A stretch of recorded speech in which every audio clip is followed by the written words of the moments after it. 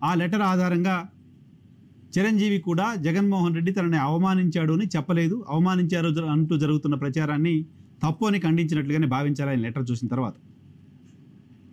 మరి పవన్ కళ్యాణ్ మాటలకు ఎందుకు చిరంజీవి స్పందించలేదు? బాలకృష్ణ మాట్లాడింది తప్పు, జగన్మోహన్ రెడ్డి మమ్మల్ని అవమానించలేదు, పిలిచాడు, టికెట్ల ధరలు పెంచుకోవడానికి అవకాశం ఇచ్చాడు అని బాలకృష్ణ మాట్లాడిన గంటల వ్యవధిలో స్పందించిన చిరంజీవి, పవన్ కళ్యాణ్ మా అన్నని అవమానిస్తారా, సినిమా వాళ్ళని అవమానిస్తారా, సినిమా వాళ్ళతో దండాలు పెట్టించుకుంటారు అంటూ బహిరంగ సభల్లో క్యాంపెయిన్ చేస్తుంటే ఒక్కరోజు కూడా ఎందుకు చిరంజీవి మాట్లాడలేదు? ఆల్మోస్ట్ పవన్ కళ్యాణ్ మాట్లాడిన తరహా మాటలనే నిన్న బాలకృష్ణ మాట్లాడారు కదా. బాలకృష్ణ మాట్లాడింది తప్పు అయితే పవన్ కళ్యాణ్ మాట్లాడింది కూడా తప్పే కదా. బాలకృష్ణ మాటలకు కౌంటర్ ఇచ్చినప్పుడు, స్పందించినప్పుడు, కొన్ని వివరణ ఇచ్చినప్పుడు పవన్ కళ్యాణ్ మాటలకు కూడా స్పందించాల్సిన అవసరం, వివరణ ఇవ్వాల్సిన అవసరం ఉంది కదా. ఎందుకు చిరంజీవి ఆ సమయంలో వివరణ ఇవ్వలేదు? చిరంజీవి మాత్రమే కాదు, వెళ్ళిన 10 మందిలో ఏ ఒక్కరు కూడా వివరణ ఇవ్వలేదు. 1-2 సందర్భాల్లో ఆర్ నారాయణమూర్తి గారు మాట్లాడినట్టున్నారు, చాలా గొప్పగా జగన్మోహన్ రెడ్డి రిసీవ్ చేసుకున్నాడు అని.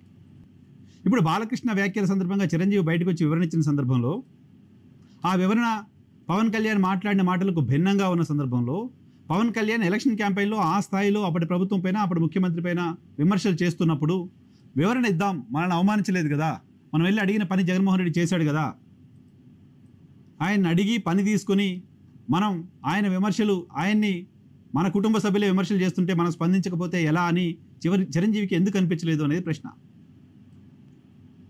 బాలకృష్ణ చేస్తే మాత్రమే తప్పు, పవన్ కళ్యాణ్ మాట్లాడితే ఒప్ప? బాలకృష్ణ మాట్లాడితే ఖండిస్తాం, పవన్ కళ్యాణ్ మాట్లాడితే వదిలేస్తామా? బాలకృష్ణ కూడా జగన్మోహన్ రెడ్డిని సైకో అని ఇంకోటని వదిలేసి చిరంజీవిని ఎవడో అని సంబోధన చేయకపోయి ఉంటే చిరంజీవి స్పందించేవాడు కాదా? ఆయనను ఉద్దేశించి కూడా తప్పుగా మాట్లాడాడనే భావనతోటే చిరంజీవి స్పందించినట్ల? కేవలం జగన్మోహన్ రెడ్డిని బాలకృష్ణ తిట్టుంటే చిరంజీవి స్పందించేవాడు కాదేమో. తనని కూడా అన్నాడు కాబట్టి స్పందించాల్సిన పరిస్థితి క్రియేట్ అయిందేమో. సో చిరంజీవికి ఒక ఇమేజ్ ఉంది, మంచివాడిగా, అందరివాడిగా.